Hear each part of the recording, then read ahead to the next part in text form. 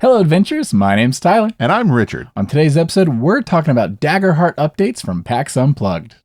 Welcome to True Strike.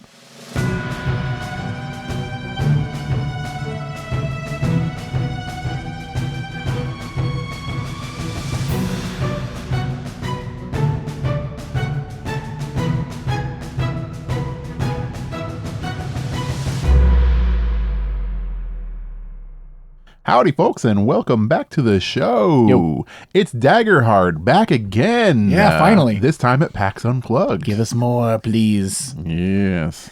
No, we got some updates at PAX Unplugged and via the interwebs about the Daggerheart pre-order, which they actually had stuff on the floor I'm so jealous. for people to see at PAX Unplugged. I wish I was at PAX Unplugged. I tried to get you to go, and I you know. refused. I know. I was like, should've gone. Richard, go represent True Strike. I'll get you a ticket. You can cover it as press. You attend for free. There were And you so said, many cool people there. No, I There would were- rather stay here and work. No, there were so many cool people there, creators that I follow, that I watch videos from PAX Unplugged, and then obviously this kind of stuff happened there. Sad I missed it. Yeah. It would have been Yeah, really cool me to go. too. Even if just for the Daggerheart updates alone. Did you see they had a digital print of the book Yes. that you could? Oh my Yeah, goodness, no, it was really, really cool. Yeah. that's what we needed. Yeah. That's the content we needed for this podcast, Richard. But instead of getting that in a few months, we'll just have the real book. We'll just have the real book. Yeah. Yeah. But for now, we've got little tidbits and stuff. Yeah. So we got to see the standard edition and the big bad The edition. limited edition, Which you yes. got. This is the one I pre-ordered. Yeah, yes. this is the one that you pre-ordered. I'm going to wait, and I'm going to get the poor man's version Why though? because I want it. Is it? I know you mentioned before when we discussed the two differences and the variations. You Yeah. don't like the foiled, I don't want the edged, foil cards. cards. Yeah. And what, you don't want the dice, I guess? Oh, I want the dice. Especially after seeing them from the PAX Unplugged video. Yeah. I can't really tell, but it does. And even from the images that we saw on the internet at the Polygon article, it looks like the D12s are slightly larger than everything It else. does look like they're larger. And they've got the Daggerheart logo on it. I want them so bad. I want the dice. You just gotta get them, I man. really want the dice. But I don't know. I gotta decide because I'm running out of time to get the limited edition if I'm going to get it, Yeah. and that's my problem. You see, what's interesting to me is looking at the dice. It appears that you get like a standard 7 set and And those, two yes. D12. Yeah. So are you getting 3 D12s altogether? I think so. I mean, that's what it looks like in the picture, right? Do you have it up so you can do a count? Yeah. Yeah, there's 7 dice there. Yep. So. Yeah. So it does indeed look like you're getting those 2 in addition to your standard And a set. zoom and enhance, it looks like we've got like a nice purple with like a gold, inking for the numbers Mm-hmm. on the standards. And then the 2 larger D12s we mentioned, we've got like a deep blue and a equally deep purple Yeah. to represent your hope and fear die. I'm very excited. I understand, color even choices. this stuff, none of this is final until it hits Oh the yeah, deck. no, it's not final until Like you it. have it, but But, yeah. they're showing it. It's pretty dang close. Yeah, I chose blue and green for my Hope and Fear dice that I bought at Gen Con. He was prepped ahead of this. I was He like, I ready. went to every, anybody that booth that had dice on it, Yeah. that had D12s that were remotely the same style, but just different colors. Mm-hmm. I just was pouring through the details, trying to find a matching pair, and I ended up on a matte frosted set Yeah, those are actually really cool. of green and blue, and I like them. So at least I do have a set of dice that I'm ready You for don't even need Daggerheart these. day one. I don't need these, Yeah. but as a dice goblin, I need these. So there's that too. Yeah. So I guess let's go ahead and discuss with these books. The reveals. Not only the Polygon's articles and stuff like that, which we'll get through some the text there, and but they as in Critical Role and Daring to Press put up on their socials images of the standard edition and the limited edition book cover, and I've seen a lot of back and forth on the Reddits of people being completely torn between what's their favorite. Like people seeing the limited edition, thinking they like the standard better, but wanting the dice. Yeah. They're torn. What do they do? Yeah. But to get you guys up on this, the standard edition appears to have an adventuring party with some monsters, your standard fare for an adventure core RPG set. You want an idea of the adventure right on the cover, right? And what an adventure this appears to be. With this large, is this like a worm creature, but with like bug arms? It looks like a Tyranid to me. Yes. We got a Tyranid, and we got a couple of adventures in front of it that are about to get the business end of its maw, and a little ribbit and stuff over and behind it. It looks fun. We got all the species represented, and I think it's rad. Behind that in the image, we have what I assumed to be previously the limited edition, alt cover, the box with the ethereal stag, and I was like, that is gorgeous. I am so stoked for that. And you're that's not the cover. You don't get that. No, that's just the card box. When I buy you the standard edition. Yeah, you get that. So yeah, you get a cool ethereal stag with the moons on it and stuff for your card holder.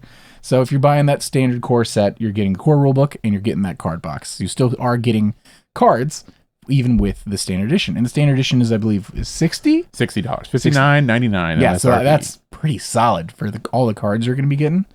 And, with that beautiful book and stuff, a lot of RPG systems, it'd be $60 just for that book. Mm-hmm. So that's pretty dang good.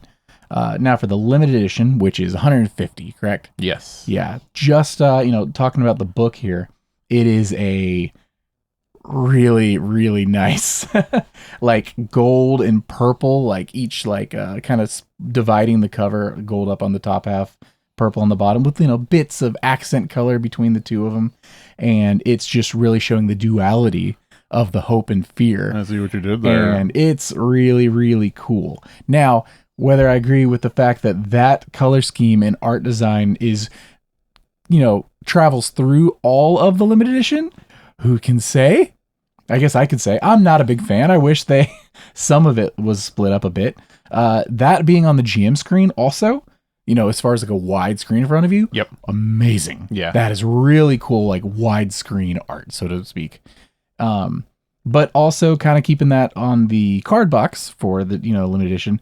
I'm less excited about. I'm like, okay, I've got a lot of purple and gold. Maybe tone it, but give me the ethereal stag on my card box, right? And maybe I haven't seen part of it. Maybe my stag is there. Maybe I get the stag. We'll see. I don't think the stag's there. Well, I hope I get the stag. No. You don't want me to have the stag. I see the purple, the orange, and the gold leaf. Yeah. Which I like the unified design of all three items. Yeah. Yeah, I like how it just all pulls together. I see that the tokens they've gone for to represent your hope and fear and stuff like that. They appear to be those kind of like crystally plastic gems you can get for fish bowls and stuff like that. I have those for when we played Daggerheart, and these look very similar to the ones I purchased. So maybe they're the same. Now you have backups. I might have a ton of backups because I have hundreds of these crystals. I have so much more than we actually needed to use. In fact, when we played, I was in the kitchen the night before sorting out colors. Sorting out all the different colors. Yeah. And like, all right, these ones are red adjacent. We've already talked about the dice. The dice are gorgeous. Comes with a nice thick set to keep all your cards in. It's very pretty. Magnetic hinge. Yeah, the whole box. That's what I was going to bring up. The yeah. whole box is magnetic hinged. Mm-hmm. It's got a drawer on the bottom that pulls out, so the drawer will hold your cards and your dice, whereas the top part of it will hold your book and your GM screen and your papers and everything like that. So wonderful. It's a cool little setup. I think it's going to be nice. Looks like you're getting a decent bit of setup. What is the word I'm looking for? Player sheets. Player sheets. Yeah. Each for the different kind of class and stuff you're gonna be playing and stuff. So that looks pretty cool. GM screen. We've got some lower quality images on our side. Great, high quality, but not high enough for the zoom enhance for typical folk, so to speak. The forensics is not very good on some of these shots. For those of us who've been covering Daggerheart for a while, I think we might actually be able to figure out some of this. First off, we have sorry, I lost the entire page I just had up. So I'm over here like, hey, guess what? Did you kill and it? Then it's gone. We should say while he's looking that up. So the artwork on the standard edition, that's all by Matt Wilma. Mm-hmm. And then the artwork on the special edition stuff is by Dominic Mayer. Yes. And it's gorgeous. All of it. There really is no wrong answer as far as which, you go with as far as the art goes.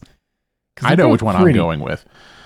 Yeah, I mean, you're getting the standard edition. I'm getting the standard edition. Right. Yeah. And I have to say, I like the collector's edition stuff. Yes. I do like the way that it looks. The artwork is really, really good. I think that they knocked it out of the park. Dominic made some really, really good looking stuff and everything like that. As far as the box itself and the cover, I prefer the standard edition. Yeah. Yeah, the standard edition's really solid. You're not the alone. Standard edition on both of those. Not alone at all. I don't not like the others. I do like those. I think they look great, and like I said, I love it. But the art that Matt Wilma did for the cover, the standard cover, and that night stag, ethereal night stag for the box so cool. On the standard edition, yeah, that's for me. I did. I'm coming around a little bit on the box for the limited edition because I didn't realize that when your GM screen is inside of the box, yes, the art continues to the outside of the box, yeah, from the screen, and that's pretty full cool. Immersive wraparound. That's yes, exactly. All right, but if we zoom and enhance on this screen, right, we can't see all of it well enough to read it all, but it looks like we've got on the right panel, we've got a section for GM moves, GM principles, and GM best practices. We also have some example GM moves, which takes up the bottom half of the right panel. None of this is, high enough pixel count for us to get through the actual text of it. But interesting to see that they thought, giving us approximately 1/6 of your total GM screen space devoted to, hey, here are some examples of things to do in certain situations. That means they truly believe in this story system, and that either A, hey, this screen is rad and we're able to get in all the base rules you need. Hey, this is all free space. Or, hey, this is something that really might come up a lot, which I guess, that's really going to help newer GMs, I think. Yeah. Versus someone who's probably been playing games for a bit, or even once you start getting into Daggerheart a bunch. Are you ready to reference these ever again? I mean, it depends on where your headspace is as a game master. Yeah. And what you're holding space for as far as wanting to commit to memory and stuff that you don't mind referencing every now and then, I guess, is really what it comes down to. And I see stuff like that, like for GM moves, right? That one just in general it looks like it has 5 moves. Can't see what they are, but there's 5 moves there because there's 5 lines. That I can see myself referencing often. What are my GM moves? What can I spend my, fear on and stuff like that? GM principles, that's nice to have. Yet again, that's another thing that maybe you don't need all the time, but hey, I understand it doesn't take up a lot of space. I understand them wanting to be there. Same with best practices. Yeah, best practices. The example GM moves at the bottom is an interesting thing too. That was my crux of this whole thing. Yeah. Is that something I want half of a panel devoted to? Yeah, so that's one of those ones that's that panel in general is, like I said, the top part I can get, right? Because sometimes it's nice to have a reminder. Absolutely. Not necessarily of things that you don't know. So GM best practices, you might know most of the best practices, but in the heat of the moment and something's happening in a campaign or in a scene that you're running for somebody and you're trying to figure out where you're going to go, the NPCs are talking, the players are talking between themselves, you're trying to figure out what your next move is going to be, and a quick glance down might jog your memory of a practice or something that might help you move into a direction that might be better than just panicking. Yeah. If you didn't prep for what they're doing. So that I can get. Example GM moves, that one seems like it might be a little bit fillery. Right. I'm there with you. Because it seems like something that would be in the book. For sure. Exactly. 100%. Half of a page, though. We'll see. Maybe it's going to be the best thing ever. Maybe. But see, these, what they are, so we can't really zoom in on these things well to read what they say. But what they actually are example moves, as in, these are real in-game, not real in-game, but hypothetical in-game scenarios Exactly. is what these are. So it'll be all like an example GM move could be like, oh, they're in here, they're trying to open a chest, and they're not able to open it, or there's a trap or something like that. And this is an example of how this could handle. Like it could be, like something in there that could move a MacGuffin that could move the storyline along, or it could be a trap set up by somebody. They're all like these are not actually ones on here because we can't zoom into this, but we can't emphasize this enough. We need more pixels. If you watch, there is a couple of videos of people at PAX on the floor that have done very quick passovers, and one of them is an actual official Daggerheart video that they posted, where they do a quick like video passover, and one of those passovers is over the GM screen, and we can see the page that we already see here, and a higher detail though. So we can read some of those things. And that's exactly what they are. They're kind of like story out things, which you expect to see in a GM's guide, right? This is something you expect to see in a book in the section like how to run a game. Or like this is, examples on how to keep the flow and how to run a game and how to handle things. On a GM screen, is it something that you really need to reference all the time? I don't think so. And I wonder, is this because Daggerheart is so rules light comparative to something like a Dungeons and Dragons or a Pathfinder, right? That there isn't enough data to put out there. It's also their first pass at a screen. Yeah. So, it's not like the other systems nailed it out of the I don't know, baseball terms, out of the pitcher spot. I think it's park. Out of the park? They nailed it out of the park. So I wouldn't be surprised if down the road we get iterations that have things players actually want or GMs are going to want. And this is not for nobody. Like some people this is going to be huge for. And for everybody, this is a new system. Yes. So I'm going to read over this stuff. Mm-hmm. Do I need to read over more than once? Maybe. Yeah. We'll see. I don't have it in front of me yet. Maybe I will reference it more often. Yeah, and like you said, we don't know if this is 100% the final shot of what this GM screen is going to be. It's got to be pretty close. It's got to be pretty close. And then, like I said, you wonder if it's a rules light that they just had nothing to put down there. I think that example GM moves would have been a better served place on that panel for not necessarily rules, but there are other GM screens that exist out there that handle this very well. Morkborg is a very rules light game on a whole level. Yeah. So the combat is, a little bit in depth and everything like that. But overall, Morkborg is a very rules light. It's really easy to learn. You can sit down and you can be playing that in 15 minutes with people that have never played it before. Their GM screen is amazing. And it is actually like there's so much that you can have on it. There are reversible screen parts on the inside. That's really cool. Because there is so much stuff on there, but it's not rules. I don't know if I've ever showed you the Morkborg screen. I don't think I've seen the internal. I've seen the external. There are rules. So there are multiple panels like any GM screen that you see. And there are the basic rules of Morkborg for combat, for armor, for player moves, for GM moves and everything like that. But then when they ran out of actual rules to put on the screen, what they did instead was they added tables. And these are rollable tables that's good. For crazy stuff. So it's really everything from like types of shops in a city. Examples of items that might be sold in a shop. Examples of names for NPCs, a first name list and a last name list. It could be a roll for injuries. Like here's a D20 for possible injuries that a player might sustain from doing something. And those kinds of tables, while not rules, are really cool if you just need something quick on the fly and completely random. Because not every DM or GM wants to make up the thing that they're doing at the thing. They would rather it just be all like, okay, well, I'm just going to roll for it because it's more fun and we'll just play with it and see what happens. And like you roll it, I'm like, oh, you broke your wrist. And now and this is Morkborg. So it's probably not broken wrist. It's probably like missing a hand. But same idea. And I think that something like the example GM moves on this screen would maybe be better served with tables like that. I am entirely in agreement with you. Yep.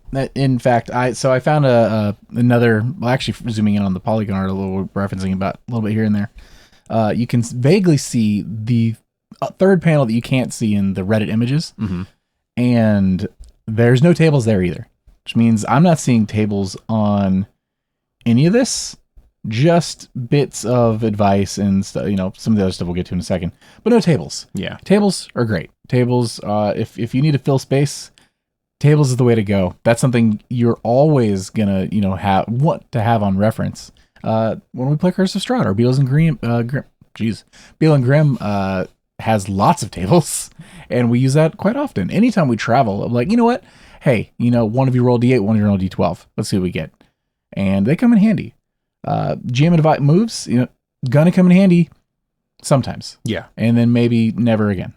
But to get off that a little bit, we're looking here at the center panel. We've got a section for difficulty, one for damage rolls. We got what appears to be reaction rolls, action rolls. Can you tell what this other one is? Something roll results. GM roll results, I would assume. Maybe. Yep.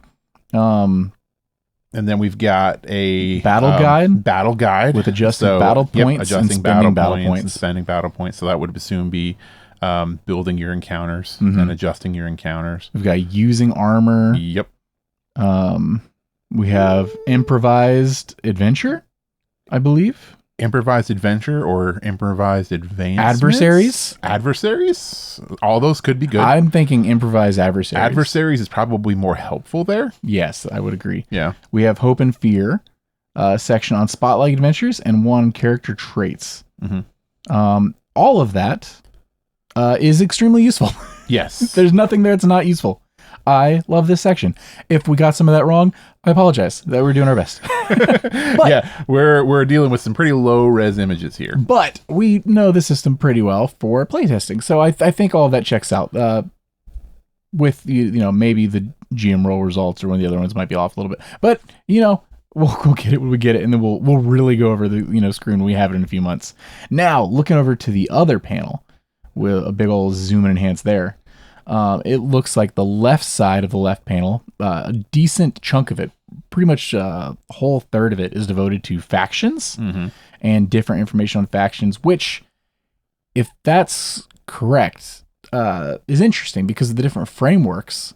How many factions, cross streams to different frameworks? Or is there going to be a centralized main framework of Daggerheart? From everything that we've seen, there isn't, though. Correct. I agree. So that's not factions? Is this something else? Yeah, that's a really good question. It does look like factions. And there's deep chunks of text, which looks like lore. Yes. What if it's actions? It might be. It could be actions. Not if it's actions. And then just deep chunky text on I think it might each action, and then I think it's more likely that this is actions, but there's 4 actions with just details on what could be there. It could absolutely be, because I don't think that there is a common themed core setting. As far as I'm aware, me neither. Yeah. Unless we just don't know about it and it's actually in there, right? I didn't expect this to be such a speculative episode, but that is what it's become. Yes. Welcome to the speculation station. Speculation station. You're probably right. I'm wondering what the 4 actions are then, if that's the case. 5. 1, 2, 3, 4. Am I miscounting? Because they're colors separated. Yeah. 1, 2, 3, 4, white, 5. purple, white, purple. You're counting that one on the bottom as, you're it's right. It's 1. I'm colorblind. There's that's a one really big action. Yeah. That's what I'm trying to figure out, right? Yeah. There's definitely a space in there, but it's all purple. Okay. So we go over to the other side. We have a section for short rest and a section for long rest. Yeah. Also fantastic. That's going to come up quite often. So I love to see it. This is looks like it's going to be a very useful GM screen. I wish it was actually a little bit wider. I love a nice, very wide GM screen in the middle, with the, wings that come off the sides. So, my personal preference, I wish it was a little bit bigger, but oh well. I'll take it and I will love it and I will use it every game. And then I will eventually not, because I'll transition back to our True Strike wooden one that I use for everything else. But I'm going to enjoy it and love it. And you guys are going to see a bunch of pretty art while I'm looking at actions and GM 4 whole actions. Just figuring out some GM advice. Yeah, it's like I said, it doesn't look like a bad GM screen. No, not at all. I do like the peppering of occasional monsters and stuff, adversaries. They're like, we have a tiny bit of negative space. What do we fill it with? Just throw in some bad guys. Yeah, throw in some bad guys. Yeah, throw in some bad guys in there. But like I said, a couple of the pages do kind of concern me as far as like maybe just too much fluff on there, and not enough real like reusable substance. But we'll see. We'll just have to see if that's the final and if everything that we see there is exactly what it is. Yeah, I'm really interested to see like this. I want to get this final book because I see a lot of people going back and forth right now. I've played Daggerheart. It's way too simple. They need to just get rid of the cards and, change up how armor works and change this and they've done that. They've done the changes. Like, this is the game, guys. Like, if you don't want to do the whole domain cards thing, you don't want to play Daggerheart. Yeah. That's not the game you want to play. If this game is too simple for you, you don't want to play Daggerheart. There's other systems for that. I'm not even going to say D&D in this sense. I'm going to say go play Pathfinder. Unless that's too complicated, then I guess play D&D. Yeah, I guess that's too complicated. These are your high fantasy, we'll get to that. The frameworks really change things up. And you could make that case for any system. But this is high fantasy at its core. And so are those other examples. And I like that a new challenger is coming to the ring that seems like it's going to be the easiest entry point for someone coming in entirely new to tabletop gaming. And maybe that's the point. Because a Critical Role is the gateway for some people coming into the hobby, and they can point you towards what's probably the easiest to learn because, hey, sit down with your GM, everyone pick up a character sheet. Let's fill it out together. Let's go around in a circle, filling it out together. You want to be this kind of class? Great. Here's the card for that. Add this, for your armor. Here's this, what kind of armor do you want to get? Here's your evasion, right? What kind of armor do you want to pick? Oh, I don't care what kind of class you are. Pick which armor you want. You get a negative to this or a plus to this or whatever. Here's your number. Boom. You write that down. Here's your card. Here's this. All right. Here's your domain cards. It's either abilities or spells. Either way, you're only getting, 2 or 3. Yeah. And then you take that, you add that to your character sheet. Boom. Everybody done? Great. Let's start. It's going to be so easy to get these games started from scratch.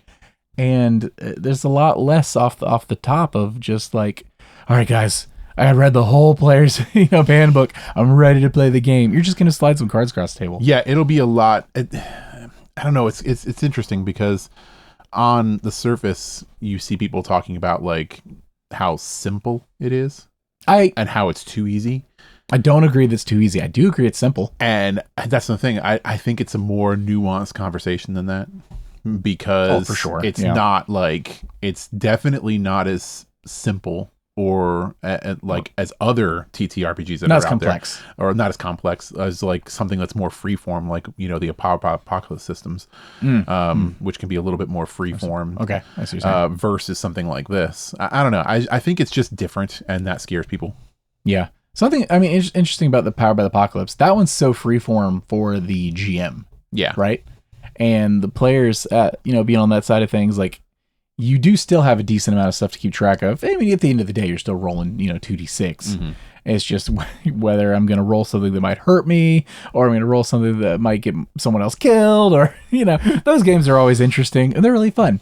And those, they lead to some really good one-shots, or, definitely some, multi-episode campaigns for sure. And I see a similar thing here. So, all right, step above those for sure, easy peasy. Step below some of the other more popular systems and stuff. Not saying Powered by the Apocalypse isn't a popular system. Yeah, in general, with Monster of the Week and stuff like that. Avatar now, but maybe not as popular. We'll see. I have high hopes for Daggerheart, man. I have very, very high hopes. I have extremely high hopes for Daggerheart. Yes. Yeah. I mean, money where mouth is. I've put down the money. Yeah. Like, if they offer more things, I'll buy more things. Like, let's go. I want all of this, and I want to play it as much as possible. So I'm just really stoked. Jumping into some of this Polygon article, specifically, Richard, who is this one by again? The Polygon article? Yes. So that was written by Roman Zowli. Okay, Roman Zowli. Yeah. We definitely want to give them their flowers. So, and I quote, Darrington Press, the publishing imprint of actual play Titan Critical Role, has revealed the cover for its upcoming tabletop role-playing Daggerheart. Blah, blah, blah. It's, blah, blah, blah is not part of the quote. I guess, end quote. Basically, yeah, same thing there. We got the thing here. It's set to be released in spring 2025. Some of this we already knew. Critical Role, D12. This was unveiled at PAX Unplugged. Convention in Philadelphia, which we unfortunately did not get to go to. Sad. We see everything there with the artwork and everything. I think the big takeaway here is that this gorgeous art by Matt and Dominic. Yeah. I just want to, most of the stuff we've already talked about, a lot of this came from this article and stuff, so I'm not going to go through any more quotes and stuff, but thank you to Rowan for your contribution. You did all the work for those of us who couldn't be there. Now, in addition to them featuring all this at PAX Unplugged, not Plugged, this is a different one. We got to see three of those. A panel. Oh, yeah, I forgot about that. Yep. Yeah. So I did not expect the panel itself to involve an actual adventure. So that was kind of shocking, that we not only got a panel that was just talking about Daggerheart, which is what I expected it to be, which was just some like more kind of just talking about the pre-orders and what the special editions we were going to get and everything like that. But actually getting to see some gameplay using final rules and stuff like that was really fun. I didn't expect that at all. Yeah. If you guys wanted to watch this yourself, if you haven't already, it's about an hour and a half long, just a little over. It's called Daggerheart First Look, World Building with Critical Role, PAX Unplugged 2024. Easy find. If you go to, PAX's YouTube, it's like one of the first videos. It is super entertaining.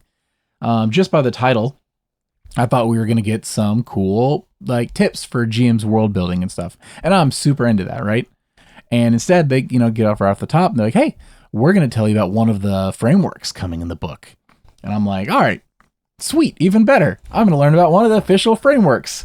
And then that framework is called, Richard? Beast Feast. Beast Feast. Yeah. What did you assume Beast Feast was going to be? Because we both listed it. We know what it is now. I know what it is now, but when they started talking about like Beast Feast and it was all going to be very food related, I immediately started thinking about food games because we were just talking about the Kingdom of Calarum. yeah. Like so everyone's made of food before, so everybody being made of food. Yeah. Yeah. I fully went Monster Hunter. Well, and then they started talking about it, and I'm like, this sounds like Monster Hunter. And then they got deeper into it, and they started equipping like forks, and firework launchers, and which that one that's out of the park. Oh, another baseball reference. And rolling pins. Yeah, rolling pins. And I was like, forks and hold on, baking trays for armor. This is some delicious and dungeon like. Yeah. We're not only like fighting food themed monsters and cooking them, but we're also using utensils and stuff as weaponry, which I found very intriguing. Basically, you had a cast up on stage. They described how frameworks work and how Beast Feast was this world where everything was like fine, and then things weren't fine, and the only way to like get things back to being fine is you had to like go into the dungeons, and you had to like fix things. But while you were down there, you were going to get kind of hungry. So they had its own separate long rest mechanic where instead of just like choosing what you wanted to do and stuff like that, you would have to hunt and collect food. And each person would roll different dice depending on what you collected, and tally up matching sets of dice, and that total would give you how many points you could spend on healing or removing stress or repairing armor, things like that. And I think that's really cool. and like a fun collaborative moment for the players to all be like, oh, well, we got this thing that gives us this dice, and we got this, so we got this, and then one big final mass roll at the end of the night where you all get to collectively like get your total and like go around the campfire, fixing all your stuff. Yeah, I thought that was the highlight of it for me, was watching the ingredient thing work. Yes, its own mini game. Yeah, its own mini game. So you're collecting ingredients throughout your entire adventure. So like, they were collecting savory, sweet, and salty. Yes. And then each one has a die that goes with it. So if it's like a savory 2, that means you get 2 of that die. If it's a salty 6 or whatever, you get 6 of that die. And they were just this massive pile of dice. I think there was like 6d6 in there. There was like 4 d12s, a d20, a couple d20s, and like you're just basically getting all of these dice together, and they put it in a big old pot and then shook it around, and then you roll it, and then you pull out your matches. So as you keep rolling it, your pool gets smaller and smaller. If you don't get any matches, then you remove dice and re-roll. So you just keep doing that until you end up with nothing left to re-roll, and you have whatever matches that you have, and then that tally becomes basically the DC of a meal that you cook. Yeah. So the higher the number, the better the meal, and then the better the meal, the better it does. So like you have, if you get to the final thing and you rolled like 17 as your meal value, then you can use those 17 points dispersed throughout the entire party. So like removing 17 hit points, or healing 17 hit points, or restoring 17 armor points, or a mixture of armor points in that, or stress, using it to remove stress or add it as hope. So it becomes this really kind of fun group mini game that also, when you end it up, has, a real tangible benefit to your party. So it, really helps to get the right ingredients. Oh yeah. So it like incentivizes hunting or foraging for specific types of ingredients to make sure you have it. It puts you in this cool position, I think, where you're going to have players that are fighting some sort of large, like, chicken monster, right? And they're going to be trying to take it down because they want that meat. But then you might have one player with a large, like, kitchen knife that's like, hey, I want to target the wing. Yeah. What do I need? Because I want chicken wings. And you're like, you know what? Mechanically, that could take away its like leap ability because it can't do the crazy flap. But also, you know what? You hit this number or whatever, and you keep targeting that area. Maybe you get that wing. Maybe you do, and you collect that wing. You've got the right weapon for it, and that's where I get to the monster hunter nature. Yeah, because when you play that game, depending on the kind of weapon you're using, you can harvest different parts from monsters. And for that, you're using those to craft armor and things, which is where I see this game going, where if you want to improve your armor, they didn't mention this, but if you want to improve your armor in my version of this, you have to collect certain things to craft armor out of those things. Maybe maybe you can't add those ingredients to your meal because you've used it as armor. Yeah, because you're using it as armor. But you improve that. Yeah. I don't know. There's so much like to run with here. Yeah, but it was all heavily single framework. Yeah, and all heavily food themed. So they were in the carrot cave. The dragon they were hunting was a water ice dragon. Yes. There were cheesers, which were basically like nacho cheese chickens. Yeah, they were running around. They wanted each of the characters to have a food themed name. Yeah, like, it was really fun. But the biggest thing to me on this, and let me know if you disagree or anything like that, was that this was just one example framework. We know there's also a like Soulsborne one Matt that's the one that Matt wrote. That's really dark and difficult, and that one's in there too. And you put these two side by side, and they could not be farther apart. Different. And we know there's going to be a sci-fi one. They've already mentioned that. Yeah. So this system, and we know there's the Game of Thronesy one. So that's 4. Yeah, that they talked about as well. Minimum 4 frameworks coming in the box for this game. Well, no, there's the 5th one is the fungus one. So we just keeps going. Yeah. So I mean, we've talked about quite a few of them now. This is the newest one and probably the most unique one. I'm super excited of the lot because it's like everything else kind of like falls into like your normal fantasy tropes, and then you have this one that's just about cooking things. I do wonder if this is gonna be the one that's least played though. Like I think the Matt's Umbra or whatever is gonna be the most, number one. Yeah, because one they're like, ooh, it's dark and gritty, but also Matt Mercer wrote. I don't know. The cooking one makes for like a really good short form style of play. Yes. Which is something that you brought up when we were discussing Daggerheart and the way they're kind of presenting this game and how it might change. This is what you said was how it might change the way we play games. Exactly. We've been up to this point, typically if we sit down for a TTRPG, we're buckling up for a year or more. And we do a lot of longer form ones. Even if they're supposed to be shorter, we just get lost up in it. We get lost in the sauce. But this really might change that up to where every, few sessions or so, maybe longer, maybe even 10, honestly, would be a short session, a short game for us. Yeah. So maybe a couple of months, we stick to a framework and we try out something. And we could always revisit those characters, wherever, but with the variety in the box and this creative gear spinning of, oh, I could just write my own frameworks. All right. Earlier you mentioned you have an idea for a framework. I know nothing about it, but I know you have one. Well, yeah, because I have we each have our own homebrew worlds. Yes, that we absolutely plan to run games in eventually. And I look at this ability to build a framework based on these ideas, and it seems really easy to just make a framework out of my idea for the homebrew world. Yeah, and that's probably something that I'm probably going to do, because obviously there's going to be places where you can publish frameworks and people can play them and everything like that. And it's just a really cool, easily accessible way to get into these worlds without having to run a huge long form game. Yeah. Because you're just kind of basing out the rules of the world and the state of the world, and then people can just play in that kind of sandbox. Yeah. And I could see us at our home table. We have at least one player that they're not a fan of the longer games. Everyone else seems to be pretty good about it. But something like this could be a real good solution of, hey, let's keep the variety going, especially when you have stuff that's crazy out there, like food, Beast Feast. And we could jump in, or we could have GMs alternate. We could have someone that's oh, I really don't know if I want to play a caster, but you know what? This game's only going to be 4 sessions anyway, probably. Let's be a caster. Yeah, let's be a caster and try and then it maybe out. you find a new favorite. And I just see a lot of that happening. And the more, frameworks they include, the better.